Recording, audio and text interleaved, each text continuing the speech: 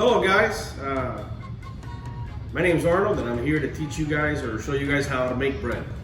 And so I figured there's a bread shortage because of the coronavirus craziness. And instead of coaching baseball, I decided to become a bread maker. So that's what I'm doing. I'm being helped by my trusty sidekick, Nicholas. Say hi, Nick. Hello. He's my cameraman. He's doing a great job. So I'd like to tell you guys the ingredients that we're going to use. It's very simple, very straightforward. I made my first 2 loaves of bread yesterday and they came out delicious, really good. And I'll post some pictures on the video later. Make sure you don't get the finger on the camera there, Nick. All right. So we're going to need obviously flour, and the flour we get is just a regular bread, unbleached bread flour. I had a hard time finding yeast because I think everybody else had the same idea I did. So I called a buddy of mine who had some yeast, and he gave me all this. And really, I don't need all that. You just need a 1/4 teaspoon, which is 0.25, which is exactly 1/4 teaspoon is actually a teaspoon. That's all you need is a teaspoon. Teaspoon is a 1/4 ounce. I'm sorry. This is a teaspoon. I'll show it to you here. Come on, sorry. Where's the teaspoon? Okay, that's a teaspoon, right? And that is equivalent to a 1/4 ounce, which is what you need. You need a 1/4 ounce of yeast. So I've already separated that and put that in here, right? I need 3 tablespoons of sugar, okay? Which we have here somewhere, right there. And then we need canola oil, which is 2 ounces of canola oil. And I didn't have that, so I substituted with virgin oil. And I used it yesterday. I couldn't tell the difference. It was delicious. Well, here's my salt. That's my salt. This is my sugar. Okay. I already pre-mixed some of my sugar in here. So here we go. All right. So.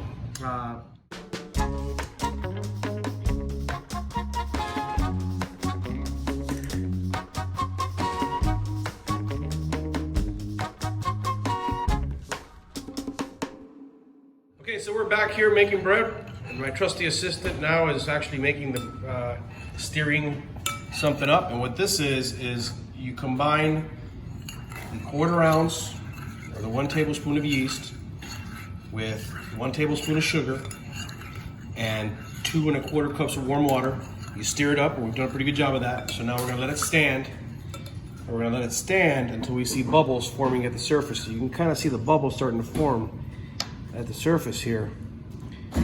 We let that stand for about a minute, and after we let that stand, then we're going to add the remaining sugar. So we've just stirred the yeast, the sugar, and the salt together. Now we're going to, the yeast, the sugar, and the warm water together. Now we're going to add the salt. We're going to add the sugar, and we're going to stir that up. And then we're going to add that. We're going to start adding our flour to that. And as you can see, I've already separated our 6 1/4 cups of flour. So my trusty assistant Nick here will start to do that without making a mess. All of it? Just do 2 cups at a time. I think you got enough to work with there.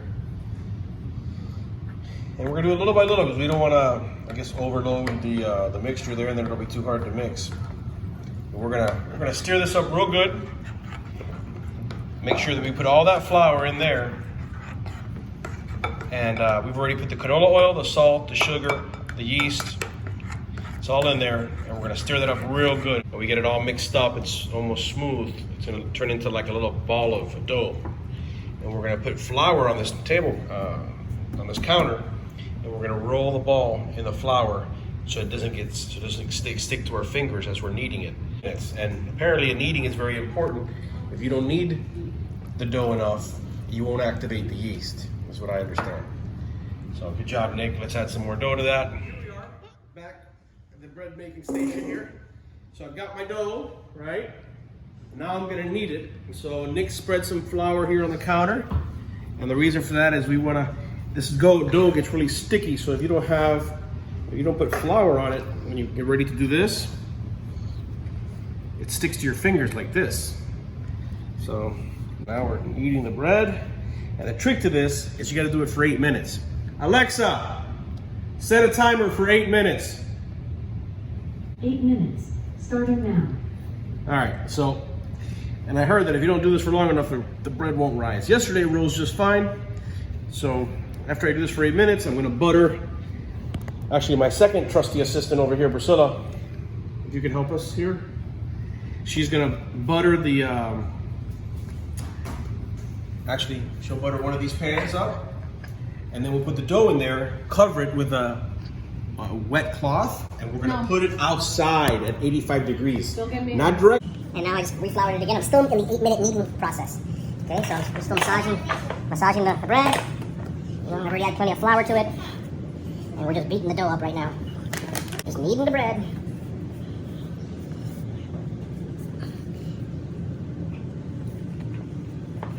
Alright.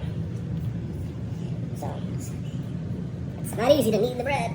But you know what? I could be sitting on my couch watching TV right now because of the coronavirus thing, but I've had enough of that. So look, it's a snake. Oops. Okay. All right, so we finished kneading the dough, and we just put it inside of a pan. I'm sorry, a bowl that's buttered. And now we're gonna cover it with a cloth, a damp cloth, not like a super wet cloth, but okay. Now, husbands, guys, listen to me.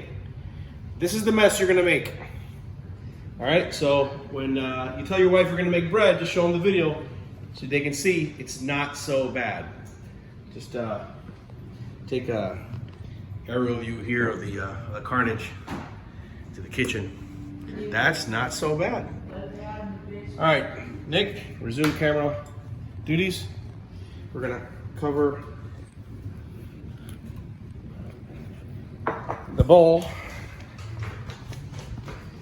We're gonna come out here, and it says to put it in a warm place in my house. Well, we live in Florida. We have the AC on all the time. Nick? We have the AC on all the time, okay? So, there's no warm place inside the house. Nick, keep it still. All right, so we're gonna take this outside and we're gonna leave it out here. 2 hours later, we bring the dough inside. No, not real hard. Just push it down. Just push it down. Not punch it. Just push it down.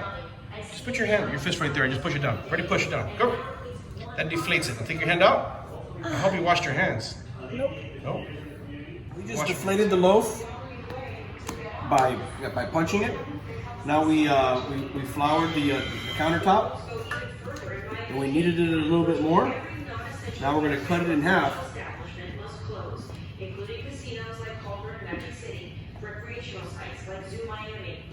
Cut it in half. Now each one of these is going to be a loaf. All right. So Nick, why don't we this? Make it like square like this, Nick. You know what? So after we shaped the bread, we let it sit for another hour and let it rise one more time before putting it in the oven. The oven, as soon as it reaches temperature of 375. Looking forward to it. All right, so I set the timer on the oven for 32 minutes. And there's 3 minutes and 28 seconds left. And this is what the bread's looking like. It's looking beautiful. Now, disregard the stains on the oven glass door. So I spent a good part of the day baking bread. It wasn't too hard, so I don't want to make it sound like it took me a whole bunch of time. But what I did here is I put butter on my bread at the end. As soon as I pulled it out of the oven, I just pulled it out after 32 minutes of cooking, baking. And now it's got a nice, rich, buttery flavor soaking into the bread. So when you cut it, it comes out great. And here you have it. It's Cooking with Coach Arnold.